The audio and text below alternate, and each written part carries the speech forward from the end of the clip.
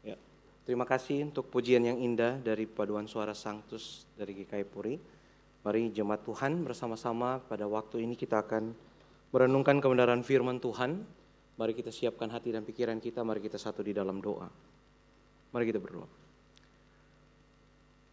Tuhan, sesungguhnya Engkau yang mengenal kesiapan hati kami di pagi hari ini ketika kami akan mendengarkan firman Tuhan. Kerinduan kami Tuhan, firman ini kami benar-benar memahami dan kami benar-benar melakukannya dan menjadi satu pembaruan dalam kehidupan kami. Hamba-Mu dalam segala keterbatasan dan keberdosaan ini, kiranya Tuhan pimpin dan pakai sebagai alat untuk memberitakan firman Tuhan. Ini doa kami Tuhan, berkatilah waktu pemberitaan firman-Mu, dalam nama Tuhan kami Yesus Kristus kami berdoa. Amin. Oke, baik, shalom Bapak Ibu. Puji Tuhan, hari ini rasanya ini adalah bulan terakhir, hari Minggu terakhir ya, di bulan Mei. Dan kita akan merenungkan satu tema, yaitu bebas sebagai anak-anak Allah. Nah, bebasnya itu seperti apa? Kita akan membuka kembali bagian teks firman Tuhan kita di dalam Galatia. Galatia pasal yang ketiga, ayat yang ke-23 hingga 4 ayat yang ke-7. Kita akan membaca silih berganti dimulai dari saya, Galatia 3 ayat 23, Bapak Ibu ayat yang ke-24. Demikian seterusnya kita bergantian hingga Galatia 4 ayat yang ke-7. Galatia pasal 3 ayat 23 hingga Galatia 4 ayat yang ke-7. Jikalau Bapak Ibu sudah menemukan, mari kita akan membacanya silih berganti dimulai dari saya. Sebelum iman itu datang, kita berada di bawah pengawalan hukum Taurat dan dikurung sampai iman itu telah dinyatakan.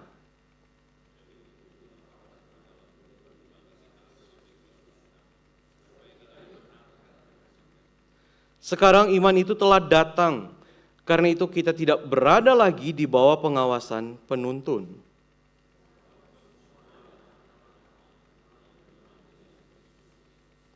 Sebab kamu semua yang dibaptis dalam Kristus telah mengenakan Kristus.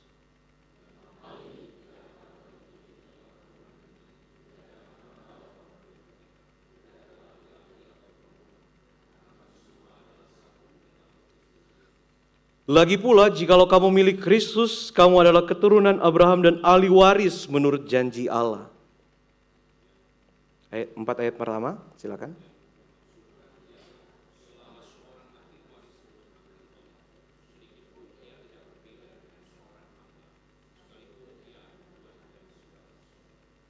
Tetapi ia berada di bawah perwalian dan pengawasan sampai pada saat yang telah ditentukan oleh Bapaknya.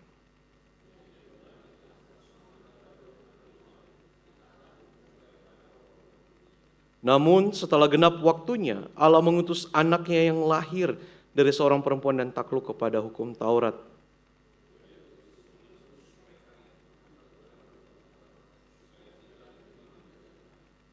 Karena kamu adalah anak, Allah telah menyuruh anaknya ke dalam hati kita yang berseru, ya Bapa, ya Aba, ya Bapa.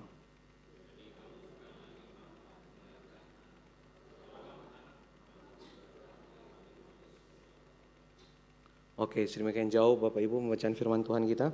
Bapak Ibu, apa yang terlintas di dalam pikiran kita jikalau kita merenungkan satu kata ini? Bebas. Apa persepsi kita semua tentang bebas? Bagaimana kita memaknai kata bebas ini, baik secara arti maupun pemaknaannya? Apakah bebas itu yang sesungguhnya?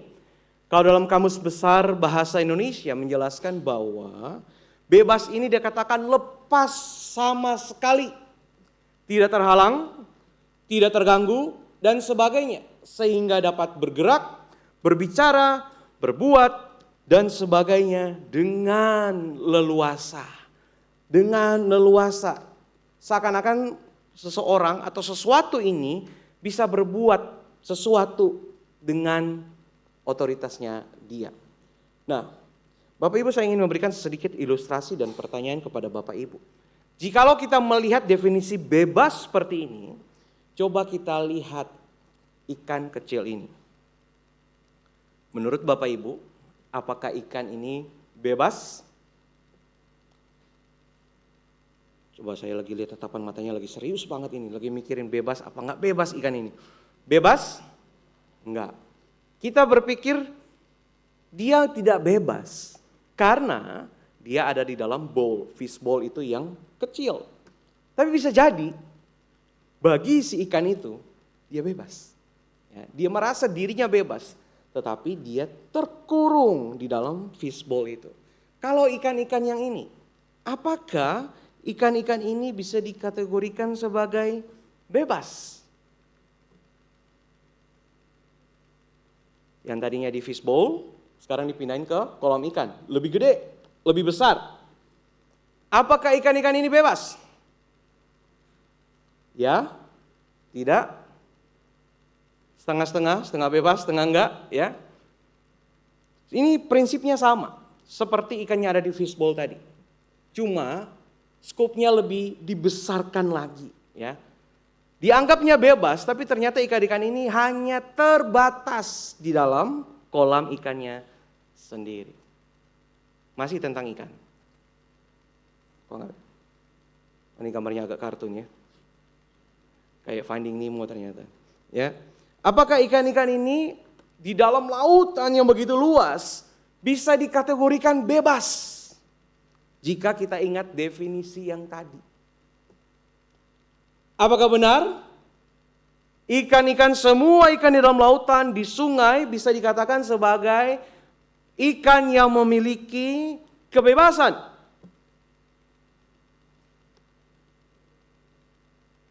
Semakin bertanya-tanya. Ya. Bapak Ibu, sesungguhnya dari fish bowl, kolam, bahkan sampai lautan ataupun sungai, ikan-ikan ini merasa mereka bebas. Tetapi sebenarnya mereka bebas di dalam satu skop tertentu. Dalam fish bowl, di dalam kolam, dan juga di dalam event itu di dalam lautan. Ikan itu tidak bisa bebas. Kalau di luar air, ikan itu tidak bisa hidup. Dia tidak bisa bebas untuk pilih, saya mau di daratan aja, ya. Saya nggak mau di dalam lautan. Saya sekali-sekali mau healing ke daratan, bosan di lautan, nggak bisa. Ikan itu terkurung kebebasannya di dalam air. Namun Bapak Ibu, itu ikan, ya. Bagaimana dengan manusia? Hari ini dengan tema kita bebas sebagai anak-anak Allah, kita harus melihat entitas daripada manusia itu sendiri. Kita sebagai manusia, apakah benar-benar kita ini memiliki kebebasan? Jikalau kita berkata, oh saya bebas. Bebas untuk memilih studi saya di mana. Saya bebas untuk memilih pekerjaan saya di mana. Bahkan saya bebas habis ini mau makan bakmi atau nasi goreng. Atau apapun itu yang sudah saya pikir-pikir, ini mau makan apa ya setelah KU. Ya, bebas untuk pilih makanan. Atau pilih pasangan hidup, kita berkata kita bebas. Namun ternyata Paulus menjelaskan sesuatu yang sangat jelas kepada jemaat di Galatia, sedang menunjukkan bahwa sesungguhnya manusia itu sepertinya tidak memiliki satu kebebasan, khususnya bagi jemaat di Galatia ini. Kita lihat. Dikatakan dalam Galatia 3 ayat 23, sebelum iman itu datang, dikatakan manusia itu atau orang-orang Yahudi lebih spesifiknya, mereka sedang terkurung di dalam satu pengawalan hukum Taurat. Dan itu benar-benar dikurung sampai iman yang sesungguhnya itu telah dinyatakan. Jadi orang-orang Yahudi dikatakan bukan sebagai orang yang bebas. Mereka adalah orang-orang yang tertawan di dalam hukum Taurat. Nah bagi mereka, mereka sudah pegang satu prinsip dan satu ideologi bahwa Taurat itu keselamatan. Bapak Ibu, orang Yahudi ini adalah seseorang atau lebih tepatnya satu komunitas, ya satu kepercayaannya yang ideologinya itu sangat kuat sekali. Hampir-hampir tidak mudah untuk menggeserkan kepercayaan, iman atau satu tradisi daripada orang Yahudi, ideologi mereka untuk digeser kepada hal yang lain. Apalagi mereka sudah menghidupi ideologi seperti ini di dalam ratusan tahun. Generasi demi generasi mereka percaya bahwa ketika mereka melakukan Taurat itu, mereka akan mendapatkan keselamatan. Meskipun memang kita mengetahui jikalau kita terus melihat narasi di dalam Galatia khususnya, kita akan mendapatkan ada satu spiritual hunger di mana ternyata mereka ini sepertinya tidak cukup melakukan Taurat. Mereka seakan-akan kurang lagi, lakukan apa lagi? Hanya untuk tujuannya apa? Mendapatkan keselamatan. Jadi tidak heran Taurat itu di-exercise sama mereka menjadi banyak sekali tambahannya. Jadi Taurat yang sudah diberikan sekian ditambahkan kepada mereka juga sekian. Untuk apa? Bagi mereka kurang. Padahal Taurat ini diberikan oleh Tuhan agar manusia itu, seperti kata Paulus dalam kitab Galatia, manusia itu bisa berkaca, saya ini layak gak di hadapan Tuhan? Misalnya 10 hukum Allah. Itu diberikan kepada manusia, tujuannya bukan untuk bisa manusia menggapai semuanya itu, untuk bisa mendapatkan keselamatan. Tetapi agar ketika manusia melihat, merefleksikan kehidupan mereka dari hukum-hukum Allah, apakah hidup dan jalan mereka itu sudah sesuai dengan standarnya Allah. Namun kita lihat di sini sekali lagi, orang-orang Yahudi yang dimention di dalam Galatia ini, mereka sangat terkurung di dalam ideologi mereka. Taurat itu adalah keselamatan. Karena itu Bapak Ibu gak akan heran kalau Bapak Ibu akan menemukan ayat-ayat seperti ini di dalam kitab Galatia. Contoh Galatia 3 ayat 11. Dan bahwa tidak ada orang yang dibenarkan di hadapan Allah karena melakukan hukum Taurat. Adalah jelas karena orang yang benar akan hidup oleh iman. Hal ini diulang-ulang berkali-kali kepada jemaat Galatia agar ideologi mereka itu bisa bergeser. Bergeser dari pemahaman Taurat itu keselamatan, bergeser kepada iman kepada Yesus Kristus itu adalah keselamatan. Tapi Bapak Ibu, jangankan orang Yahudi pada masa itu. Orang zaman now, kita di sini, yang duduk di sini, dan saya juga yang berdiri di sini, punya ideologi bukan? Kita punya satu prinsip kehidupan. Kita satu punya pegangan dalam hidup kita. Kita punya satu tradisi budaya yang sudah diajarkan kepada kita di dalam generasi demi generasi. Dan itu menjadi prinsip kita. Dan Bapak Ibu, kalau ada orang yang coba-coba untuk mengorek-ngorek prinsip kehidupan kita akan berontak. Kita akan fight, kita akan berantem. Makanya gak heran ketika ada laki-laki dan perempuan disatukan di dalam pernikahan. Dua-duanya punya ideologinya masing-masing. Awal-awalnya happy dan seterusnya ya. Beberapa tahun menikah tetap happy, puji Tuhan. Tetapi kita lihat berapa sering kalau Bapak Ibu dalam dunia pernikahan, relasi pernikahan Bapak Ibu, berapa sering dua orang ini bertikai karena memegang ideologinya masing-masing. Memegang prinsipnya masing-masing. Mulai dari cara mendidik anak. Oh, anaknya harus begini. Oh, anak harus sekolah di sini begini. Oh, tidak boleh marah kepada anak, tidak boleh main tangan. Oh, yang satu bilang harus disiplin, harus begini. Akhirnya berantem. Karena semuanya merasa apa yang dipegang di dalam kehidupannya itu adalah benar. Kita masing-masing punya satu ideologi, satu pemahaman, satu pengajaran yang kita pegang hari ini dengan baik. Baik sadar maupun tidak sadar. Itu yang membentuk karakter kita sampai hari ini Bapak Ibu. Dan mungkin kita masih bawa ideologi itu sampai kita menyatakan iman kita kepada Kristus. Terkurung di dalam ideologi ini merupakan sebuah bukti bahwa manusia ini telah dikuasai oleh dosa. Manusia itu di dalam keberdosaannya, dari pemikiran dan tindakan dia, manusia itu bisa meng-create suatu pemahaman yang akan dia bawa terus menerus. Kata R.C. Sproul begini, dosa ini akibatnya sangat radikal. Oleh karena dosa telah menyentuh akar kehidupan manusia. Maksud dari R.C. Sproul ini ketika bilang menyentuh akar kehidupan manusia, R.C. Sproul sedang menyinggung sesuatu yang menggerakkan kita sebagai manusia, yaitu ideologi kita, pemahaman kita, pikiran kita, worldview kita, itu semuanya sudah disentuh oleh dosa dan akhirnya kerusakan yang dihasilkan itu sangat luar biasa. Edwin Palmer dalam buku tentang 5 pokok Calvinisme itu bilang begini, ketika manusia itu rusak total di dalam pemikirannya, dosa yang telah menyentuh dengan sangat radikal ke dalam kehidupan manusia ini, mengakibatkan masalah-masalah yang terjadi dalam dunia ini. Kebencian kepada sesama, kenakalan para pelajar, pembakaran yang ada di mana-mana, huru-hara, perampokan, kekacauan, pemberontakan, kepentingan sendiri, penyebaran obat bius, obat terlarang dan seterusnya. Itu semua akibat daripada dosa manusia.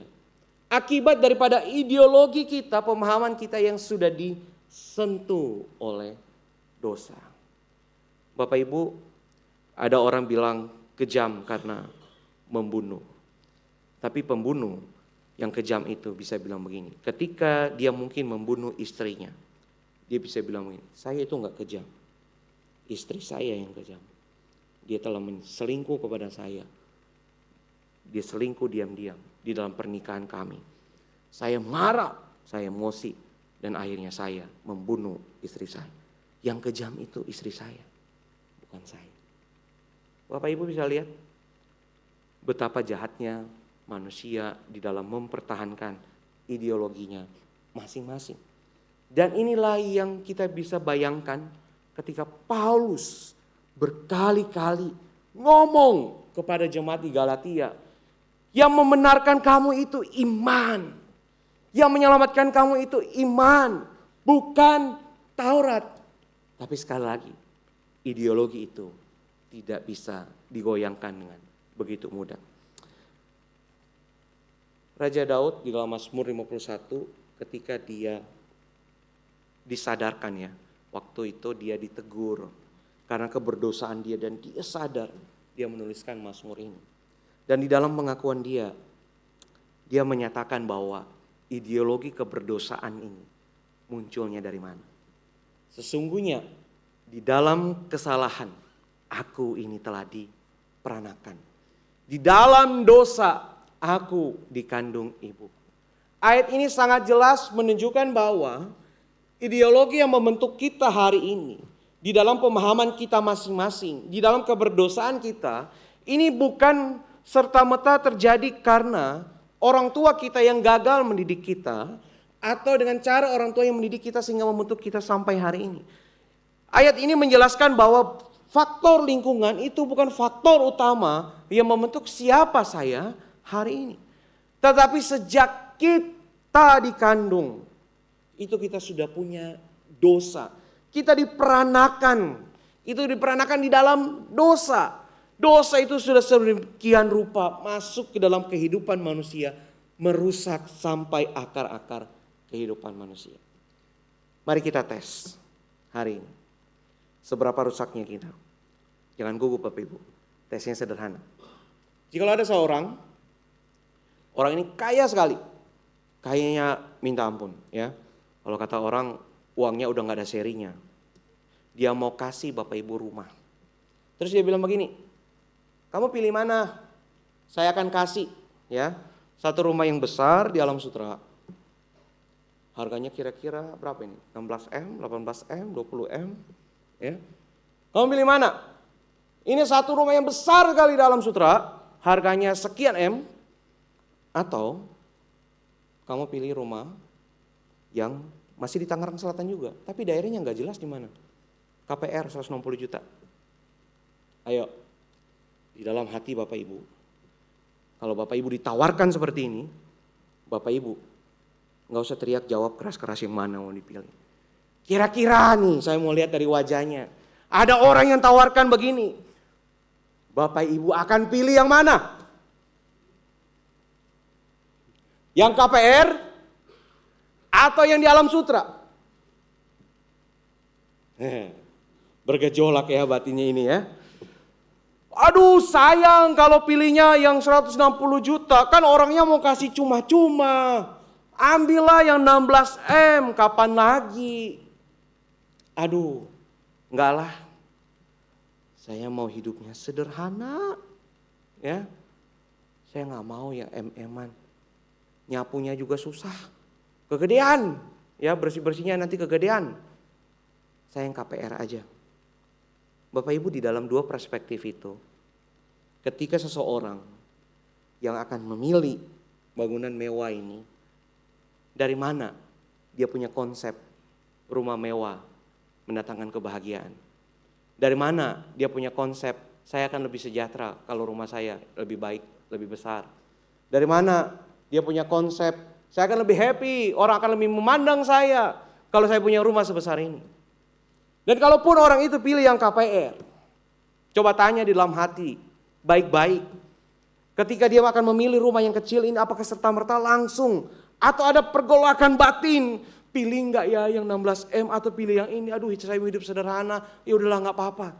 Sepertinya ada pergolakan batin. Kalau ada pergolakan batin itu pengaruhnya apa Bapak Ibu?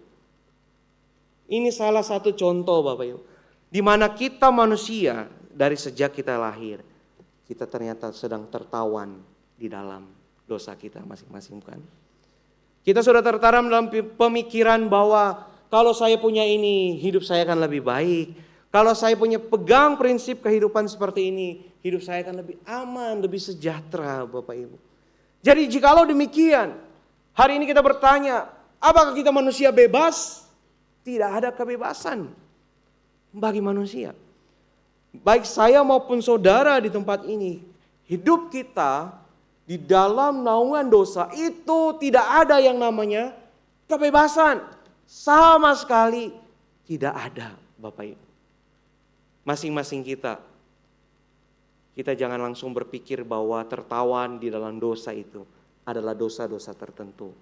Mencuri, pornografi, membunuh, iri hati. Tapi kita harus ingat yang paling basic.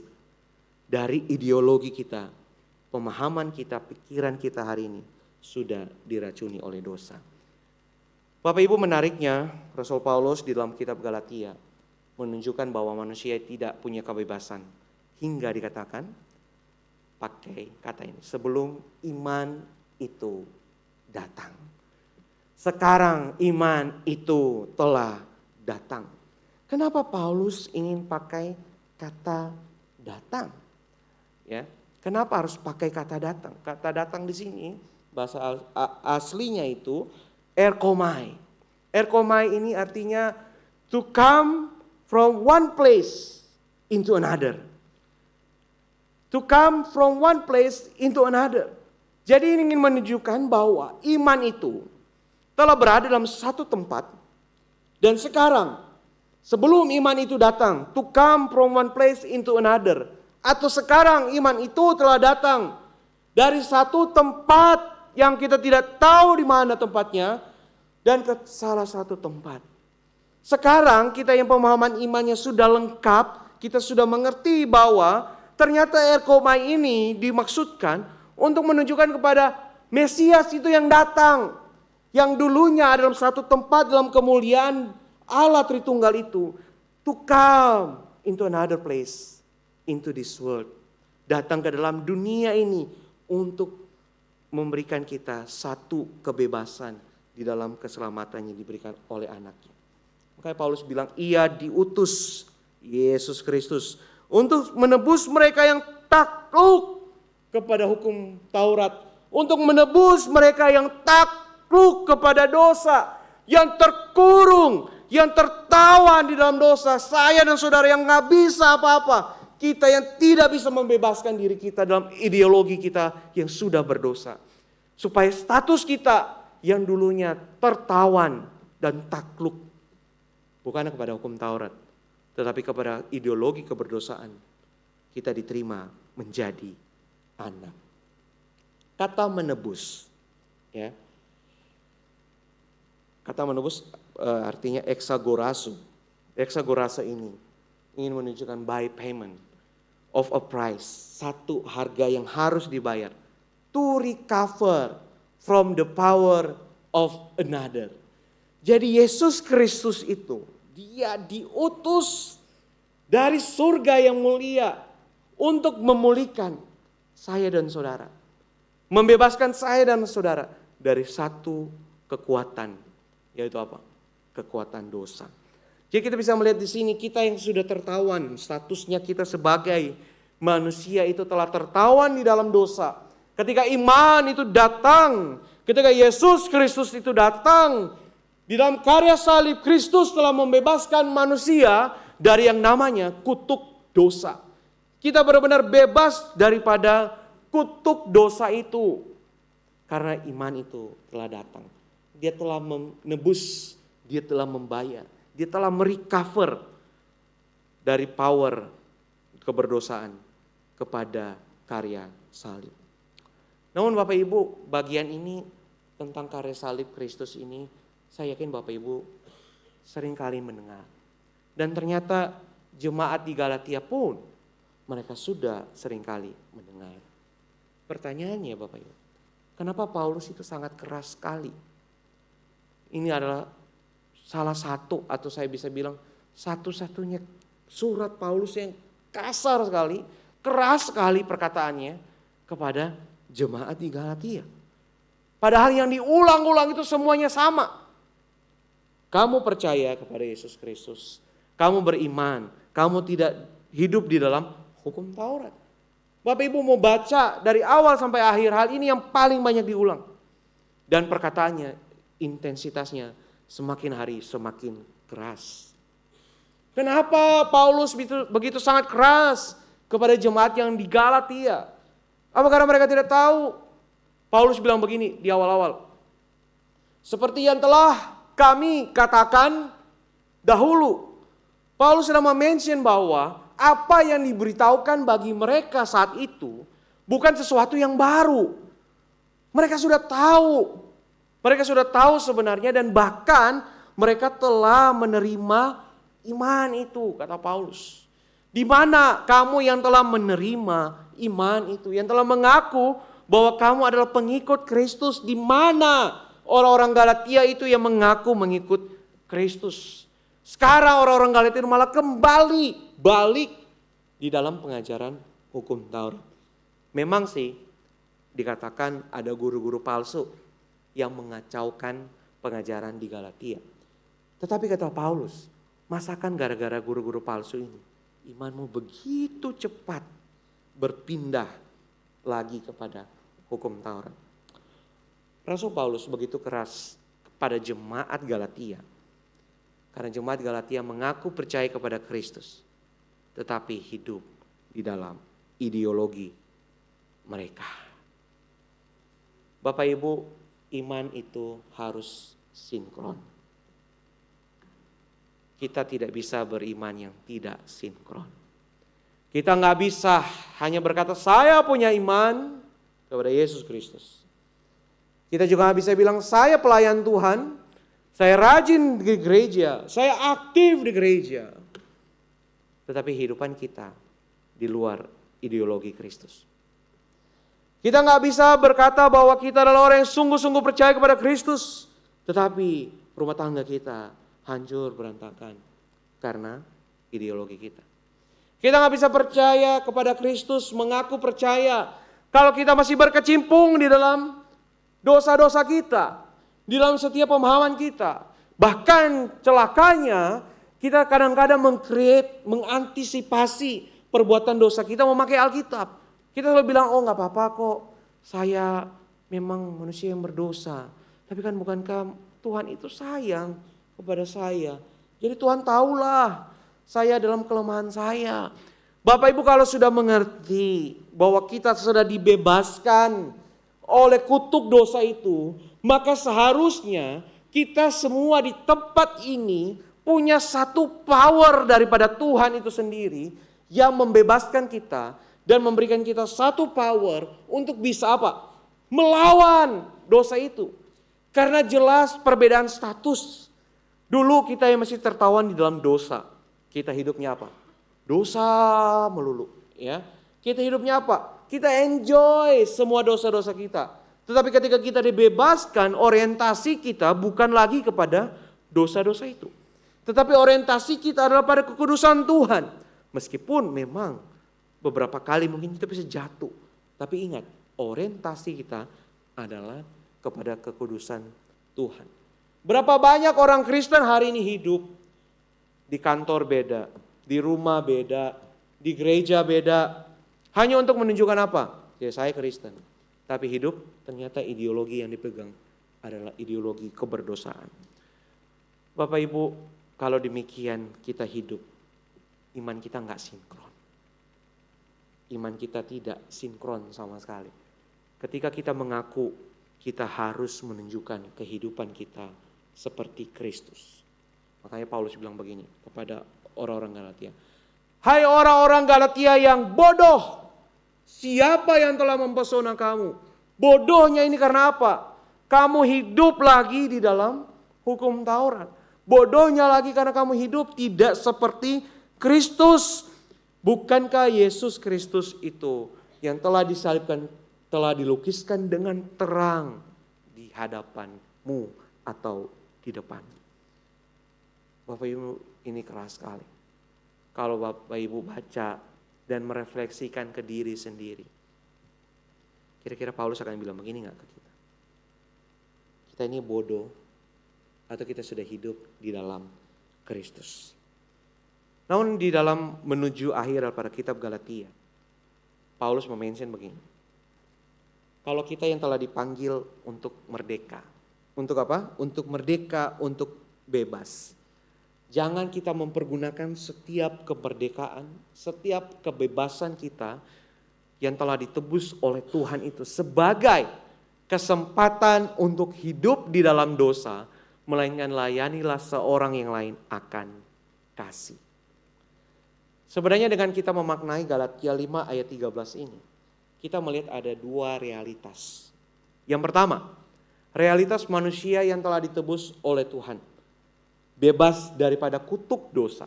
Bebas daripada ideologi dosa itu yang telah mengurung kita.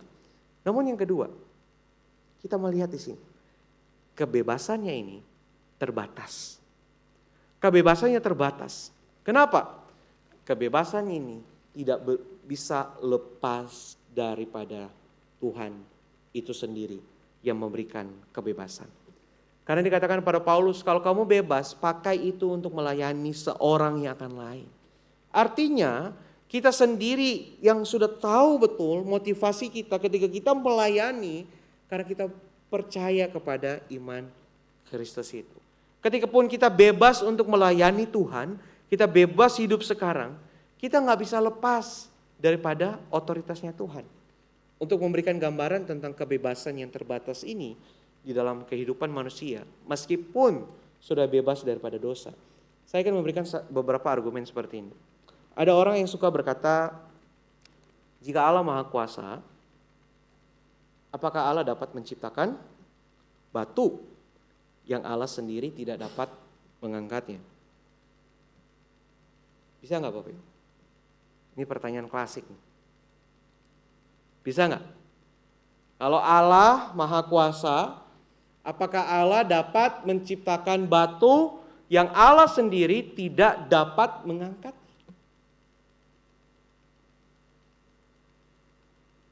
Jawabannya adalah pertanyaannya destruktif, salah. Kenapa? Karena ketika Allah menciptakan batu yang Allah sendiri tidak dapat mengangkatnya, ini nonsens Bapak Ibu. Karena Allah tidak bisa berhenti menjadi Allah. Dia tidak bisa menghancurkan dirinya sendiri. Ketika Allah itu menciptakan batu yang Allah sendiri tidak dapat mengangkatnya, otomatis Allah sedang tidak menjadi Allah. Di dalam dunia ini apa sih yang lepas daripada tangan Allah? Batu yang paling kecil, batu yang paling besar, gunung, manusia, semua kita tetap ada di dalam otoritas Allah. Karena apa? Allah itu otoritas yang tertinggi. Bukan saya, bukan Bapak Ibu, bukan kita semua. Meskipun kita bebas, kita telah merdeka di dalam dosa kita yang sudah dibebaskan oleh Tuhan. Kebebasan kita tidak bisa lebih tinggi daripada Allah. Karena Allah itu adalah otoritas tertinggi. Karena itu Bapak Ibu, ketika kita bebas sebagai anak-anak Allah hari ini. Berarti bebas sebagai anak-anak adalah bebas menikmati Tuhan di dalam otoritasnya Tuhan. Bebas menikmati Tuhan. Bapak Ibu, izinkan saya bertanya. Hari ini jadi orang Kristen, Bapak Ibu menikmati Tuhan tidak? Apakah Bapak Ibu menikmati Tuhan di saat suka berkelimpahan? Apakah Bapak Ibu juga menikmati Tuhan di saat divonis dokter punya penyakit A, B, C, D? Apakah Bapak Ibu menikmati Tuhan jika Bapak Ibu harus struggle mendidik anak-anak? Apakah Bapak Ibu menikmati Tuhan jika di dalam pergumulan yang tidak mudah? Kita sebagai anak-anak Allah diberikan satu kebebasan untuk apa? Menikmati Tuhan seutuhnya di dalam otoritasnya Tuhan. Kita memang otoritasnya terbatas, kebebasan kita terbatas.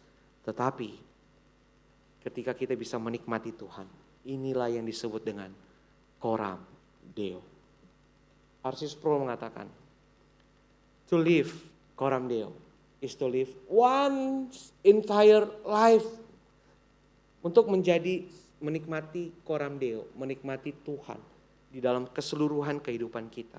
Seluruh utuh in the presence of God, under the authority of God, to the glory of God. Kita menikmati Tuhan di dalam kemahakuasaan Dia, di dalam kehadiran Dia, di dalam otoritas Dia. Kita bisa menikmati Dia dengan begitu rupa, intimacy with God. Kehidupan kita yang berelasi sungguh-sungguh dengan Tuhan. Pribadi lepas, pribadi untuk apa? Kemuliaan Tuhan. To the glory of God. Bapak Ibu, mari kita merenungkan hari ini. Apakah kita benar-benar orang-orang yang bukan hanya saja mengaku percaya kepada Kristus, tetapi orang-orang yang sudah hidup di dalam Kristus. Orang-orang yang sudah menikmati Kristus di dalam segala keberadaan kehidupan kita saat ini. Dan izinkan saya bertanya sebagai penutup. Jika Rasul Paulus hidup di tahun 2025 dan dia melihat GKY Alam Sutra, kira-kira Bapak Ibu refleksikan sendiri. Rasul Paulus akan kirim surat yang mana? Hai jemaat GKY Alam Sutra yang ... Atau seperti di Tesalonika, Rasul Paulus akan kirim, sebab kami selalu mengingat pekerjaan imanmu, usaha kasihmu, dan ketekunan. Refleksikan ini Bapak Ibu. Kalau Rasul Paulus melihat kehidupan kita, gereja kita, dia akan kirim surat yang mana? Untuk membuktikan bahwa apakah kita adalah sungguh-sungguh orang yang sudah bebas di dalam otoritasnya Tuhan. Mari kita berdoa. Kami sungguh bersyukur Tuhan, kami yang terkurung di dalam dosa kami, tapi Tuhan telah membebaskan kami. Kami sadar betul Tuhan, kami mohon ampun di hadapan Tuhan. Seringkali kami hanya mengaku dengan mulut bibir kami percaya kepada Kristus. Tapi kami masih hidup di dalam ideologi kami masing-masing. Tuhan tolong kami, agar hidup kami sungguh-sungguh berkenan di hadapan Tuhan. Kami boleh memancarkan terang kasih Tuhan bagi orang lain. Kami boleh menikmati Tuhan. Dan kami boleh memuliakan Tuhan. Hingga nanti Tuhan, kami boleh berjumpa muka dengan Tuhan di dalam surga yang mulia. Tuntun kami di dalam segala kelemahan. Dalam nama Tuhan kami Yesus Kristus, kami berdoa. Amin.